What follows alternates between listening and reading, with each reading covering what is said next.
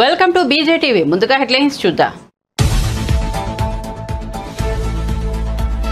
Andhra Pradesh SC ST gazetted officer welfare association 2024 డైరీని ఆవిష్కరించిన సజ్జల. అణగారిన వర్గాలను పైకి తీసుకొచ్చే ప్రక్రియలో ఎస్సీ ఎస్టీ ఉద్యోగాలు భాగస్వామ్యం కావాలని పిలుపు.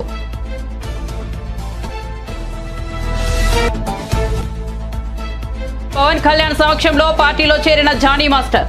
కండువా కప్పి పార్టీలోకి ఆహ్వానించిన జనసేనాని. కొన్ని రోజులుగా ప్రజా సమస్యలపై పోరాడుతున్న కొరియోగ్రాఫర్.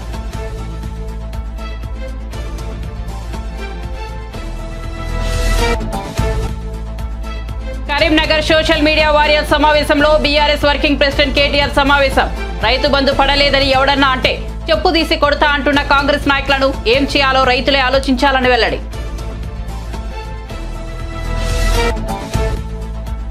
ఉప్పల్ స్టేడియంలో రేపటి నుండి జరగబోయే India England test cricket match. Test match కోసం పటిష్టమైన భద్రతా ఏర్పాట్లు చేశామన్న రాచకొండ సిపి సుధీర్ బాబు.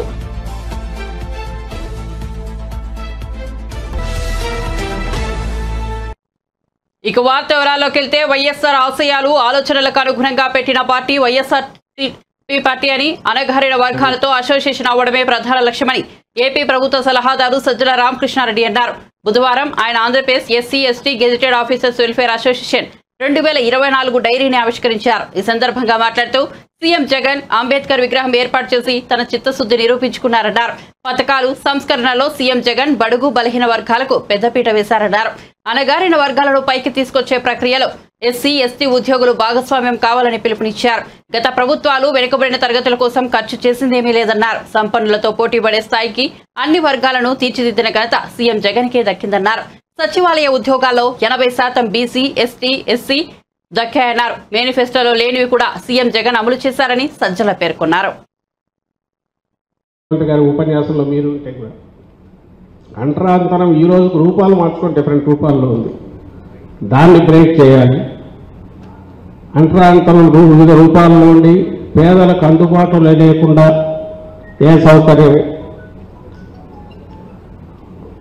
మేము అంటరాంతరానికి మేము దూరం చేశాం, అస్పృశ్యతకు దూరము లేదా సమసమాజం దిశగా అడుగులు వేస్తున్నామంటే డొల్లతనమే అవుతుంది. అట్లా కాదు. వీళ్ళు అడుగుపెట్టిన విద్యాలయం కానీ ఆసుపత్రి కానీ లేదా వాళ్ళు నేను ఇంతకుముందు అన్నట్టు తమ జీవితాలను తమ సొంతంగా తాము నిర్దేశించుకునేట్టు బతకగలిగడానికి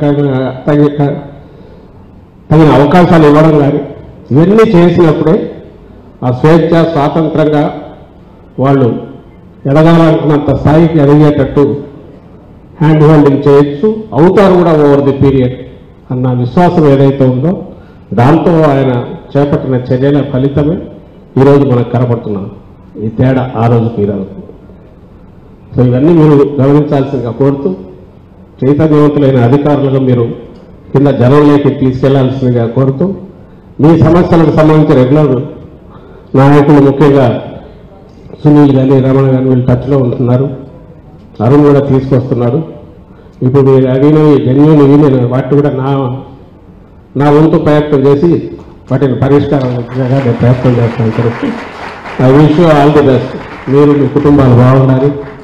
మీరు మీ జాతి అభివృద్ధికి మీ శక్తి మేరకు మీ చుట్టూ ఉన్న వాళ్ళు మీ బంధువులు ఎవరైనా సరే కొంచెం కింద వాళ్ళు పైకి తీసుకోవడానికి ప్రయత్నం చేయండి. అలా చేయడం ద్వారా జగన్మోహన్ రెడ్డి గారు తలపెట్టిన యజ్ఞంలో మీరు కూడా పార్టిసిపేట్ నేను కోరుతూ సెలవు తీసుకుంటున్నాను. I wish you all the best. ఏపీలో పార్టీలు బీజేపీతో కుమ్మక్కై రాజకీయాలు చేస్తున్నాయని పీసీసీ అధ్యక్షురాలు షర్మిల ఆరోపించారు. విశాఖలో కాంగ్రెస్ కార్యకర్తల సమావేశంలో పాల్గొన్న ఆమె మరోసారి జగన్ పై విమర్శలు గుప్పించారు. ప్రతిపక్ష నేతగా హోదాపై పోరాటాలు చేసిన జగన్ అధికారంలోకి వచ్చాక రాష్ట్ర ప్రయోజనాలను బీజేపీ వద్ద తాకట్టు పెట్టారని విమర్శించారు. మాత్రం బీజేపీకి అసలు ఎవరికి కనిపించకుండానే తెర వెనకాలనే పొత్తులు పెట్టుకొని ఆంధ్ర రాష్ట్ర ప్రజలను మోసం చేసిందన్న మాట అవాస్తవం కాదు. ప్రతిపక్ష నాయకుడిగా జగనన్న గారు ఎన్నిసార్లు ప్రతిరోజు ప్రత్యేక హోదా గురించి మాట్లాడారు. ప్రతిపక్ష నాయకునిగా చంద్రబాబు గారు ముఖ్యమంత్రిగా ఉండగా ప్రతిపక్ష నాయకుడిగా జగనన్న గారు ఎన్నో నిరాహార దీక్షలు చేశారు స్పెషల్ స్టేటస్ కోసం. ఆ రోజు జగనన్న గారు అన్న మాట మూకుమ్మడిగా అందరు ఎంపీలు రాజీనామా చేద్దాం, అప్పుడు బీజేపీ పార్టీ ఎలా స్పెషల్ స్టేటస్ ఇవ్వదో చూద్దాం అన్నారు. ఆ తర్వాత ఎన్నికలు వస్తే స్పెషల్ స్టేటసే నినాదంగా తీసుకొని జగనన్న గారు మొత్తం ఎంపీలను నాకు ఇవ్వండి, నా ఎంపీలను గెలిపించండి, నా ప్రభుత్వాన్ని తీసుకురండి, కేంద్రంలో స్పెషల్ స్టేటస్ ఎలా రాదో చూద్దాము, కేంద్రం మెడలు వంచైనా సరే స్పెషల్ స్టేటస్ తీసుకొస్తామన్న మాట అవాస్తవమా? తీరా అధికారం లేకొచ్చినాక ఒక్కటంటే ఒక్కటైనా నిజమైన ఉద్యమం చేశాడా జగనన్న గారు? ఒక్కసారంటే ఒక్కసారైనా బీజేపీని నిలదీయడం కాదు కదా, కనీసం మాట వరుసకైనా స్పెషల్ స్టేటస్ ఏదండి అని ఒక్కసారైనా అడిగిన పాపాన పోలేదు. అసలు స్పెషల్ స్టేటస్ మనకు లేదు కదా, ఇప్పుడు స్పెషల్ ప్యాకేజీ కూడా లేదు. ఏమొచ్చింది విశాఖపట్నంకి? విశాఖపట్నం స్పెషల్ రైల్వే జోన్ చేస్తామన్నారు, ఇచ్చారా? ఉత్తరాంధ్రకు స్పెషల్ ప్యాకేజ్ అన్నారు, ఇచ్చారా? శుభ్రంగా ఉన్న ఉక్కు ఫ్యాక్టరీ, వైజాగ్ స్టీల్ ఫ్యాక్టరీ, అసలు వైజాగ్కే తలమానికం, అలాంటి దాన్ని తీసుకెళ్లి ఇప్పుడు సర్వనాశనం చేస్తున్నారు. ఇక్కడే ఉంది గన్నవరం పోర్టు. రాజశేఖర రెడ్డి గారు ఉన్నప్పుడు గన్నవరం పోర్టు ప్రభుత్వానికి కూడా ఒక స్టేక్ ఉండాలి అని చెప్పి రాజశేఖర రెడ్డి గారి ఆలోచన చేస్తే 30 ఏళ్ల తర్వాత మళ్ళీ గన్నవరం పోర్టు ప్రభుత్వం చేతుల్లోకి రావాలి అని రాజశేఖర రెడ్డి గారి దాన్ని అలా డిజైన్ చేస్తే ఇప్పటికే 15 సంవత్సరాలు అయిపోయింది. రాజశేఖర రెడ్డి గారు ఉంటుంటే ఆయన ప్లానే కనుక అమలై ఉంటే ఇంకొక 15 ఏళ్లకు ఆ గన్నవరం పోర్టు మళ్ళీ ప్రభుత్వం చేతికి వచ్చేది. అలాంటిది ఆయన కొడుకై ఉండి జగన్మోహన్ రెడ్డి గారు ఏం చేశారు? కేవలం 600 కోట్ల రూపాయలకు అదానికి మొత్తానికి అంటగట్టేశారు కదా గన్నవరం పోర్టు. ఇప్పుడు ప్రభుత్వానికి ఏ స్టేకు లేదు, ప్రభుత్వం చేతికి ఎప్పటికీ రాదు, పూర్తిగా అప్పనంగా అప్పగించేశారు. ఎవరి సొమ్మును అప్పగించారు? ప్రజల సొమ్ము కాదా? ఆంధ్ర రాష్ట్ర ప్రజల సొమ్ముని, ఆంధ్ర రాష్ట్ర ప్రజలని తాకట్టు పెట్టినట్టు కాదా? వీళ్ళ కుమ్మక్కు రాజకీయాల కోసం ఆంధ్ర రాష్ట్ర ప్రజలను తాకట్టు పెట్టారు. ఇది వాస్తవం వాస్తవం వాస్తవం. రాజశేఖర రెడ్డి గారు ముఖ్యమంత్రి ఉండగా 3 మిలియన్ టన్నులున్న ప్రాజెక్టుని రాజశేఖర రెడ్డి గారు 7.5 మిలియన్ టన్నుల ప్రాజెక్టుగా చేస్తే ఇప్పుడేమో ఇప్పుడున్న ప్రభుత్వాలు, రాష్ట్ర ప్రభుత్వాలు, కేంద్ర ప్రభుత్వాలు మొత్తం ప్రాజెక్టునే నిర్వీర్యం చేస్తున్నాయి. కనీసం లాభాలు రాకుండా, కనీసం ఆ ఉన్న వాళ్ళకి కనీసం ఈ భూములు మిగులుతాయని కానీ, కంపెనీ మిగులుతుందని కానీ భరోసా ఈరోజు లేదు అంటే అది కేంద్ర రాష్ట్ర ప్రభుత్వాల వైఫల్యాలు కాదా? కాంగ్రెస్ పార్టీ అధికారం లేకొచ్చిన రోజున రాహుల్ గాంధీ గారు మొట్టమొదటి వాగ్దానం, మొట్టమొదటి సంతకం ప్రత్యేక హోదా మీద ఫైల్ మీదనే పెడతానన్న. అందుకే మరొక్కసారి కాంగ్రెస్ పార్టీలో ఉన్న కార్యకర్తలందరూ, నాయకులందరూ ఈరోజు సైనికులుగా పనిచేయాల్సిన అవసరం ఉంది. అప్పుడు చూద్దాం ఎందుకు కాంగ్రెస్ పార్టీ అధికారంలోకి రాదో, అప్పుడు చూద్దాం ఎందుకు మనకు స్పెషల్ స్టేటస్ రాదు. ఈ ఎన్నికల కోసం ఇంతగా పని చేయడానికి, ఎంత దూరమైనా పని చేయడానికి నేను రెడీ. మీరు రాజ్యసభ ఎన్నికల కోసమే తన రాజీనామాను ఇప్పుడు ఆమోదించారని టీడీపీ నేత గంటా శ్రీనివాసరావు ఆరోపించారు. విశాఖలో ఆయన మాట్లాడారు. తనపై ఉన్న కేసుల వల్లే విశాఖ స్టీల్ ప్లాంట్ కోసం ప్రధానితో జగన్ మాట్లాడలేదన్నారు. ఆయన చిత్తశుద్ధితో ప్రయత్నిస్తే స్టీల్ ప్లాంట్ కు ఈ పరిస్థితి వచ్చేది కాదని చెప్పారు. తెలుగువాడికి ఒక ఆత్మగౌరవం, దీన్ని ఎట్టి పరిస్థితుల్లో కూడా ప్రైవేట్ చేయడానికి వీల్లేదు. మీరు మైన్స్ అలొకేట్ చేయండి, లేకపోతే ఇంకేదైనా ఆల్టర్నేటివ్ దానికి సొల్యూషన్ చెప్పండి, ఫైనాన్షియల్ అసిస్టెన్స్ ఇవ్వండి అని చెప్పని ముఖ్యమంత్రి హోదాలో ఏ రోజన్నా ఒక్కసారైనా మోడీ గారిని అడుగుంటే ఈరోజు ఈ పరిస్థితి వచ్చి ఉండేది కాదు. ఎక్కడా దీంట్లో కండిషన్స్ కానీ లేకపోతే ఇంకోటి లేకుండా ఏదైతే వాళ్ళు కావాలన్నారో ఆ విధంగా వాళ్ళు కోరుకున్న ఫార్మెట్లో తెలుగు, ఇంగ్లీష్ అన్ని భాషల్లో కూడా వాళ్ళకి ఆ రాజీనామా పత్రాన్ని సమర్పించడం జరిగింది. అంటే ఎగ్జాక్ట్గా 21 ఫిబ్రవరి 12 అంటే 2 సంవత్సరాల 11 నెలల, మరి దాదాపు ఇంకొక 15-20 డేస్లో 3 ఇయర్స్ కంప్లీట్ అవుతుంది నేను రాజీనామా చేసి. అంటే ఈ 3 ఇయర్స్లో మధ్యలో ఆయన పర్సనల్గా కలిసాం, ఆయన ఇంటికి వెళ్ళి ఫోన్ ద్వారా రిక్వెస్ట్ చేసాం. కాకపోతే అక్కడ స్పీకర్ గారు కూడా ఆయన హెల్ప్లెస్నెస్ తెలియజేశారు. ఆయన చేతిలో ఏముంది మన అందరికీ తెలిసిన విషయమే. ఏం చేయాలన్నా మళ్ళీ ముఖ్యమంత్రి గారి దానికి కన్సెంట్ ఇవ్వాలి.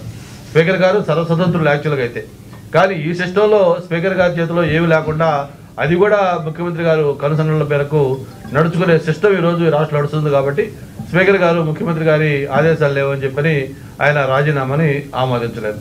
Okay right, ఆమోదించలేదు. మీకు రకరకాల కారణాలు, ఎందుకంటే ఆ రాజీనామా ఆమోదిస్తే బై ఎలక్షన్లు వస్తాయి.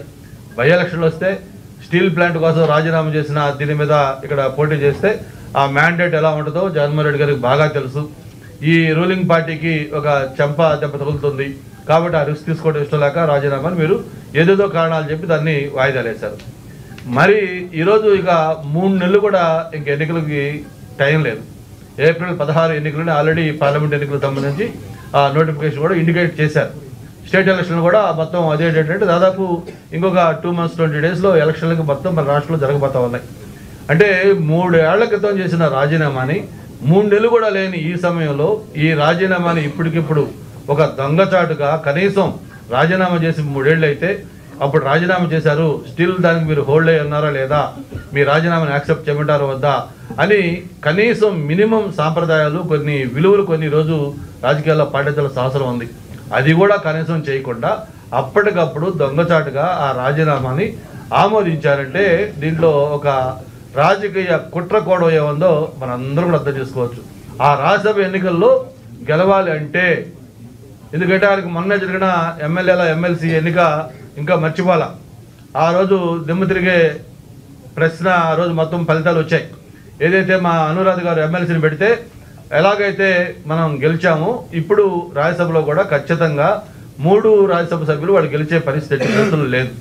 ఖచ్చితంగా తెలుగుదేశం పార్టీ మద్దతు ఇచ్చిన వాళ్ళు లేకపోతే వైసీపీకి సంబంధం లేని వాళ్ళు ఒక రాజ్యసభ ఖచ్చితంగా 100కి 100 పాళ్ళు గెలిచే అవకాశం ఉంది. అందుకే ఈరోజు దాన్ని అడ్డుకోవాలి, ఎలాగైనా సరే రాజ్యసభలో 3 సీట్లు గెలుచుకోవాలంటే తెలుగుదేశం పార్టీకి సంబంధించిన బలం తగ్గించాలి. ఒక్క ఓటైనా తగ్గించగలిగితే మనం దీనికి సక్సెస్ అయినటువంటి ఉద్దేశంతో అప్పటికప్పుడు హడావుడిగా ఈ రాజీనామాని యాక్సెప్ట్ చేసి మేమందరం కూడా నిన్న టీవీలో వస్తూ చూసాం. నోటిఫికేషన్ కూడా ఇచ్చేశారు దీన్ని ఆల్రెడీ. మొత్తం నేను యాక్సెప్ట్ చేయటం వెంటనే ఆ అసెంబ్లీ సీటు ఖాళీ అయిపోయినట్టుగా దీన్ని నోటిఫికేషన్లో కూడా పెట్టేయడం జరిగింది. ప్రముఖ కొరియోగ్రాఫర్ షేక్ జానీ మాస్టర్ జనసేన పార్టీలో చేరారు. బుధవారం మంగళగిరి జనసేన కేంద్ర కార్యాలయంలో పార్టీ అధ్యక్షుడు పవన్ కళ్యాణ్ సమక్షంలో ఆయన పార్టీలో చేరారు. పవన్ కళ్యాణ్ ఆయనకు కండువా కప్పి జనసేనలోకి ఆహ్వానించారు. ఈ సందర్భంగా షేక్ జానీ మాస్టర్ జనసేనానికి ఖురాన్ను బహుకరించారు. నెల్లూరు జిల్లాకు చెందిన జానీ మాస్టర్ కొన్ని రోజులుగా అక్కడే ఉండి విస్తృతంగా పర్యటిస్తున్నారు. ప్రజా సమస్యలపై పోరాడుతూ సామాజిక సేవా కార్యక్రమాల్లో చురుగ్గా పాల్గొంటున్నారు. అవసరమైన వారికి ఆర్థిక సాయం అందిస్తున్నారు. దీంతో ఆయన రాజకీయాల్లోకి వస్తారనే ప్రచారం జోరుగా సాగింది. అదే సమయంలో ఆయన నేడు జనసేనలో చేరారు.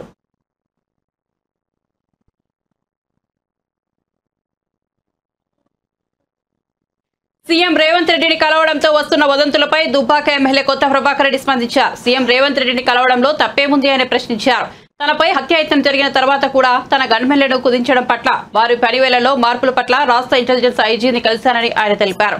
అదే విషయమై ముఖ్యమంత్రిని కలిశానని వివరించారు.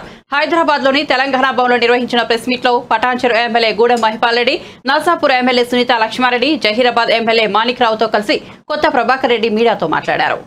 జనరల్ గా పోయినాము. మాకు కాన్స్టిట్యున్సీకి సంబంధించి నేను మొన్నటి వరకు 10 ఏళ్లు ఎంపీగా పనిచేసిన. మాకు మొత్తం జిల్లాలో ఎక్కడెక్కడ ఏం సమస్యలు ఉన్నాయి ఆ సమస్యల మీద నలుగురం కలిసి పోయినాము. మాకు కూడా తెలుసు ఏ కాన్స్టిట్యున్సీలో ఏ ఇబ్బందులు ఉంటాయి. పోయి మరి మా కాన్స్టిట్యున్సీలో ఈ ఇబ్బందులు ఉన్నాయి. నాకు మొన్న దుబ్బాక ఎమ్మెల్యే నిలబడ్డా.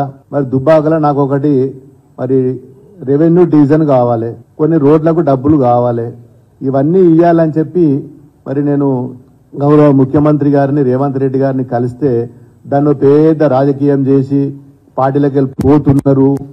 ఏమో అవుతుంది, ఎందుకు పోతామా మేము పార్టీ, కాంగ్రెస్ పార్టీ అంటే అది ఎన్నికల పార్టీ, గిల్లకెళ్ళి మేము గల్లకి ఎందుకు పోతాం. ఉద్యమంలో ఉన్నప్పటి నుంచి డే 1 నుంచి 2001 నుంచి మేము పోరాటం చేసి తెలంగాణ తెచ్చుకున్నాము. మా మెదక్ జిల్లా అంటే ఉద్యమాల గడ్డ. గిల్లకెళ్ళి మేము గల్లకెందుకు పోయి కాంగ్రెస్ పార్టీలో పోతామా? ఇప్పుడు సమస్యల మీద పోవాలి కదా. మాకు ప్రజలు గెలిపించిర్రు, మన 54,000 మేడతో గెలిపించిర్రు. వారికి ఎన్నో సమస్యలు ఉన్నాయి. మరి సమస్యల మీద మొన్న నేను పోయి కోమటిరెడ్డిని కలిసి మాకు R&B రోడ్లు ఉన్నాయి, రోడ్లు కావాలని అడిగినాను.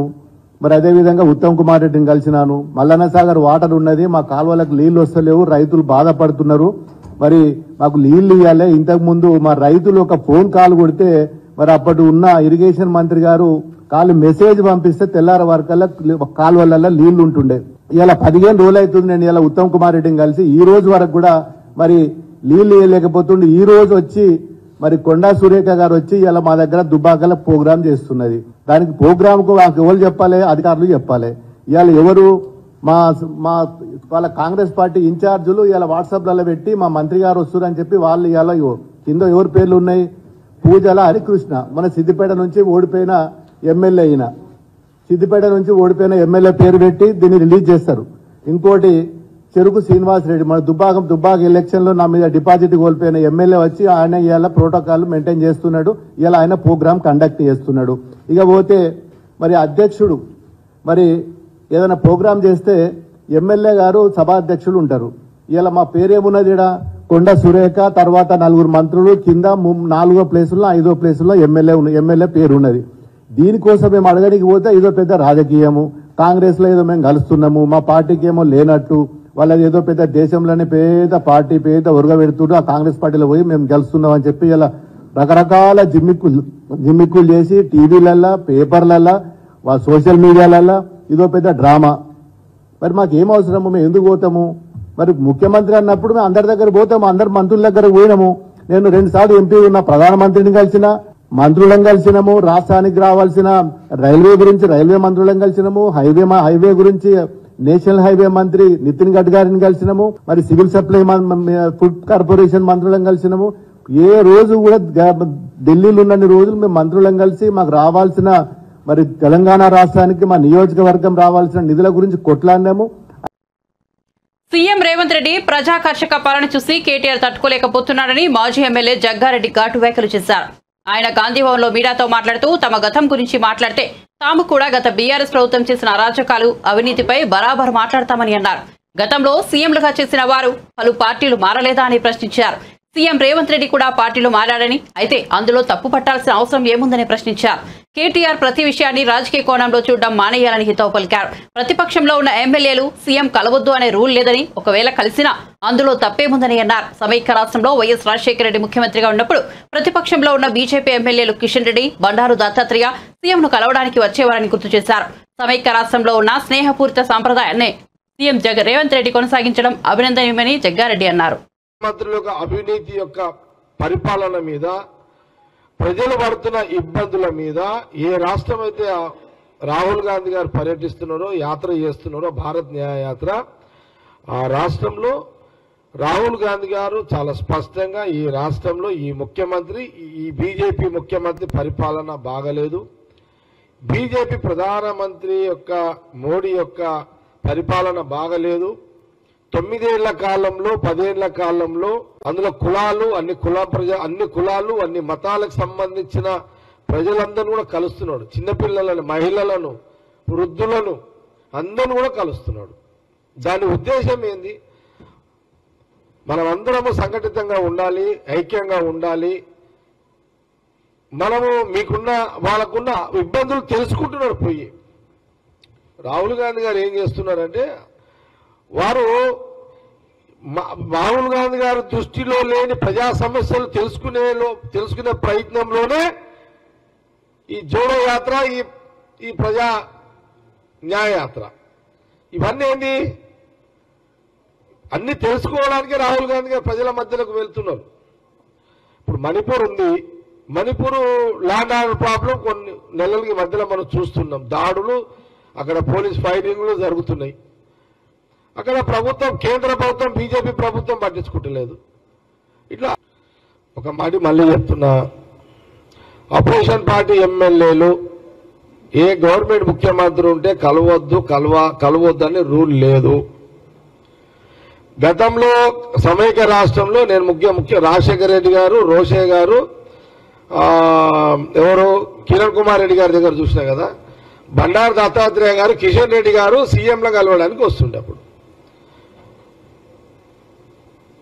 సమైక్య రాష్ట్రంలో మరి ఆ రోజు కిషన్ రెడ్డి దత్తాత్రేయ కాంగ్రెస్ లో కలిసినట్ట మరి అట్లా కాదు కదా అట్లా ముఖ్యమంత్రులు ఉన్నప్పుడు రూలింగ్ పార్టీ ఎమ్మెల్యేలు కలుస్తారు అపోజిషన్ పార్టీ ఎమ్మెల్యేలు కలుస్తారు సమైక్య రాష్ట్రంలో ఉన్న సాంప్రదాయాన్ని ఇప్పుడు సీఎం రేవంత్ రెడ్డి కొనసాగిస్తున్నాడు మీ 9 ఏళ్ల కాలంలో అటు కాంగ్రెస్ కు మన టీఆర్ఎస్ కు అలవాట్లేదు ఇప్పుడు బీజేపీకి సంబంధించిన అట్లాంటి గతంలో కిషన్ రెడ్డి చాలా సందర్భాల్లో కేసీఆర్ కలిసిండు దానికి జవాబు ఎప్పుడు నేను మళ్ళీ మీకు జవాబు చెప్తాం గతంలో కిషన్ రెడ్డి కేసీఆర్ ముఖ్యమంత్రిని కలవలేదా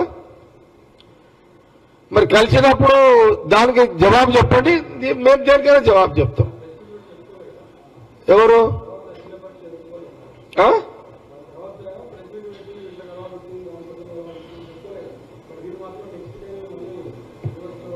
బతికిస్తున్నాం తెలంగాణలో. వాళ్ళు చంపిన తెలంగాణలో రాష్ట్ర విభజనలో వాళ్ళు చంపిన ప్రజాస్వామ్యాన్ని మళ్ళా కాంగ్రెస్ పార్టీ అధికారం వచ్చిన తర్వాత మళ్ళీ మేము కాంగ్రెస్ పార్టీ అధికారం వచ్చిన తర్వాత మళ్ళా ప్రజాస్వామ్యానికి ప్రాణం పోసినాము, ఊపిరి పోసినాము, మళ్ళా బతికిచ్చినాం మేము. సీఎం జగన్ వైనాడ్ 175 వెనుక దొంగ ఓట్ల ద్వారా లబ్ధి పొందాలని కుట్ర దాగి ఉందని బీజేపీ రాష్ట్ర అధ్యక్షులు పురంధేశ్వరి ఆరోపించారు. విజయవాడలో గావుచలో అభియాన్ ఆమె ప్రారంభించారు. ఓటర్ల జాబితాలో వైఎస్ఆర్సీపీ ఎన్నో అక్రమాలకు పాల్పడుతోందన్నారు. అవకతవకలు వాళ్ళు చూసినట్లయితే మనం కంప్లైంట్ చేసాం, ఒక ఫిర్యాదు చేసాం మనం సెంట్రల్ ఎలక్షన్ కమిషన్కి. పెద్ద ఎత్తున ఓటర్ లిస్టులో ఉన్నటువంటి ఓటర్ల పేర్లు గల్లంతు చేయడం, లేనటువంటి వారి పేర్లు చేర్చడం, ఇవన్నీ కూడా రుజువులతో సహా ఏ విధంగా ఎపిక్ కార్డ్స్ ఏవైతే ఉంటాయో, ఓటర్ ఐడెంటిటీ కార్డ్ ఏదైతే ఉంటుందో దాన్ని కూడా దొంగచాటుగా వాటిని డౌన్లోడ్ చేసి వాటిలో ఆ ఫోటోలు మార్చేసి తిరుపతిలో అయితే 35,000 దొంగ ఓట్లు వేయించుకున్నటువంటి పరిస్థితి. కనుకనే పదే వైనాట్ 175 అని ఏదైతే నినాదం వైఎస్ఆర్సీపీ తీసుకుందో దీన్ని దృష్టిలో పెట్టుకునే ఈ రకంగా మనం దొంగ ఓట్లు వేయించుకోవచ్చు అన్న ధైర్యంతో వాళ్ళు ఆ నినాదం ఇచ్చారని చెప్పి మనం అందరం కూడా విశ్వసించవలసినటువంటి పరిస్థితి ఏర్పడింది. కానీ సెంట్రల్ ఎలక్షన్ కమిషనర్ గారికి ఎప్పుడైతే మనం ఫిర్యాదు చేశామో వెంటనే దాని మీద ఎంక్వైరీ చేయటం, ఒక ఐఏఎస్ ఆఫీసర్ని కూడా సస్పెండ్ చేయటం జరిగింది. అది భారతీయ జనతా పార్టీ విజయం. అది దాని రుజువులతో సహా మనం ఇవ్వగలిగాము సెంట్రల్ ఎలక్షన్ కమిషనర్కి. కనుకనే వారు చర్యలు కూడా తీసుకోగలిగారు. అయితే ఇప్పుడు వచ్చినటువంటి నిబంధనలో కొన్ని ఇబ్బందులు ఉన్నాయనేది భారతీయ జనతా పార్టీ పరిగణిస్తుంది. ఎందుకంటే 80 సంవత్సరాలు పైబడినటువంటి ఓటర్లు ఎవరైతే ఉన్నారో వారి ఇంటి దగ్గర ఉండే ఓటింగ్ చేయొచ్చు అనేటువంటి ఒక కొత్త నిబంధన ఇవాళ వచ్చింది మన నిన్న మొన్న చూసినట్లయితే. కానీ భారతీయ జనతా పార్టీ ప్రశ్నించేది ఏమిటంటే, ఎవరు వేయించుతారు ఈ ఓట్లు? వాలంటీర్లు వేయించుతారా? వాలంటీర్లు వేయించేటట్టయితే మనందరికీ తెలుసు అది ఏ రకంగా ఉంటుందో. అది దొంగ ఓటుగా మనం ఎట్లా పరిగణించవచ్చో మనం అందరికీ తెలియనటువంటి విషయం కాదు. కనుక దీనిని ఖచ్చితంగా Bharatiya Janata Party chief election commissioner దృష్టికి తీసుకుని వెళ్ళి ఈ వాలంటీర్ మాధ్యమంగా జరిగేటట్టయితే దీన్ని మనం యాక్సెప్ట్ చేసేటువంటి పరిస్థితి లేదు అని చెప్పి ఖచ్చితంగా వారికి తెలియజేస్తాం. మనం దేశవ్యాప్తంగా చేస్తున్నాం కదా అంటే దేశవ్యాప్తంగా వాలంటీర్ వ్యవస్థ లేదే, మన రాష్ట్రంలో ఉన్నది. ఓటర్ల బదిలీ ఇప్పుడు కొంతమంది వైఎస్ఆర్సీపీ అభ్యర్థులు ఎవరైతే ఉన్నారో వారిని ఒక నియోజకవర్గం నుండి ఇంకో నియోజకవర్గానికి మార్చినటువంటి పరిస్థితి మన రాష్ట్రంలో చూస్తున్నాం. కానీ వారేం చేస్తున్నారు, వారికి చాలా దగ్గరైనటువంటి ఓటర్లు ఎవరైతే ఉన్నారో అది 10,000 మంది కావచ్చు, 15,000 మంది కావచ్చు, వాళ్ళ ఓటు కూడా వారు మార్చుకోవచ్చు అనేటువంటి నిబంధన ఏదైతే ఉందో దాన్ని వినియోగించుకుని వారికి అనుకూలమైనటువంటి వారిని అందరినీ కూడా పాత నియోజకవర్గం నుండి ఇవాళ కొత్త నియోజకవర్గంలో వారిని అందరినీ కూడా నమోదు చేసేటువంటి ప్రక్రియ ఇవాళ వారు చేస్తున్నారు. దీన్ని కూడా భారతీయ జనతా పార్టీ ఆక్షేపిస్తుంది. ఎందుకంటే ఎప్పుడైతే ఆ రకంగా చేస్తారో మరి మనందరికీ తెలుసు ఫలితాలు ఎలా వస్తాయన్నది. కనుక దీన్ని కూడా భారతీయ జనతా పార్టీ ఆక్షేపిస్తుంది. ఇది కూడా సెంట్రల్ ఎలక్షన్ కమిషన్ దృష్టికి తీసుకువెళ్ళాలి అని చెప్పి నిర్ణయించడం జరిగింది. ఎన్నికలు చేరువవుతున్నటువంటి సందర్భంలో ఓటర్ తిరుమల శ్రీవారిని టీమిండియా మాజీ క్రికెటర్ కృష్ణమాచారి శ్రీకాంత్ దర్శించుకున్నారు. వీఐపీ ప్రారంభ దర్శన సమయంలో ఆయన సతీ సమేతంగా స్వామివారి సేవలో పాల్గొన్నారు. టీటీడీ ఆలయ అధికారులు ఆయనకు స్వాగతం పలికి దర్శన ఏర్పాట్లు చేశారు. దర్శనానంతరం స్వామివారి తీర్థ ప్రసాదాలను అందజేశారు.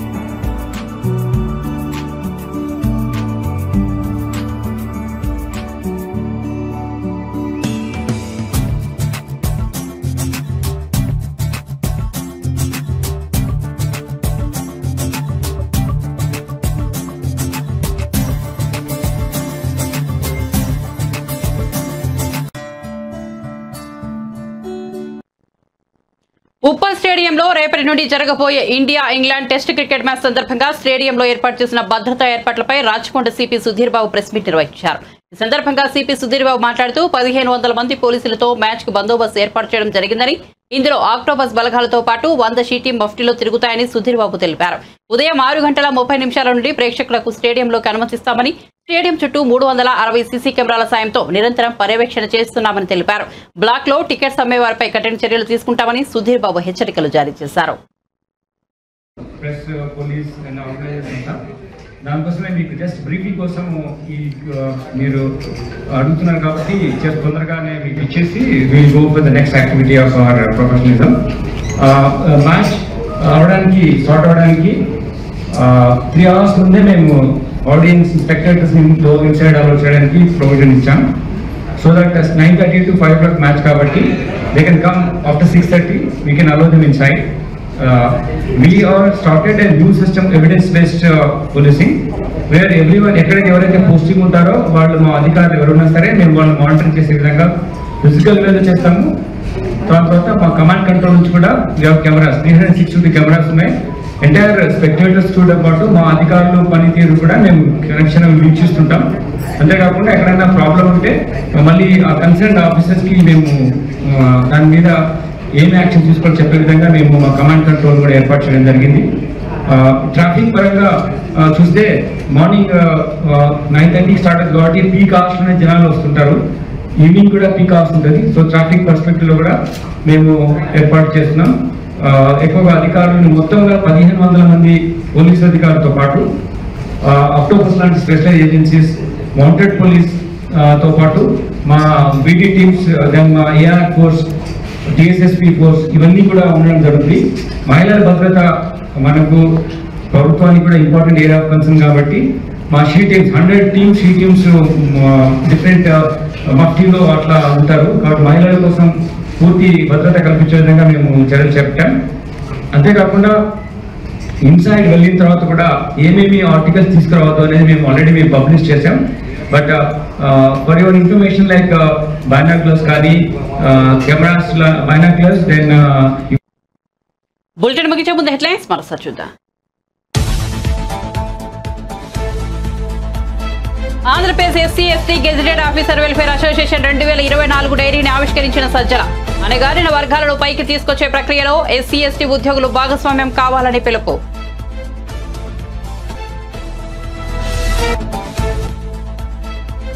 పవన్ కళ్యాణ్ సమక్షంలో పార్టీలో చేరిన జానీ మాస్టర్. కండువా కప్పి పార్టీలోకి ఆహ్వానించిన జనసేనాని. కొన్ని రోజులుగా ప్రజా సమస్యలపై పోరాడుతున్న కొరియోగ్రాఫర్.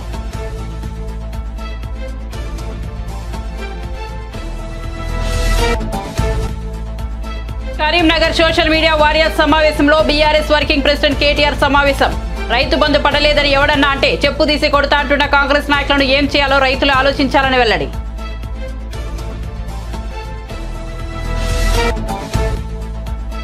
ఉప్పల్ స్టేడియంలో రేపటి నుండి జరగబోయే ఇండియా ఇంగ్లాండ్ టెస్ట్ మ్యాచ్ కోసం పటిష్టమైన భద్రతా ఏర్పాట్లు చేసిన రాచకొండ సిపి సుధీర్ బాబు.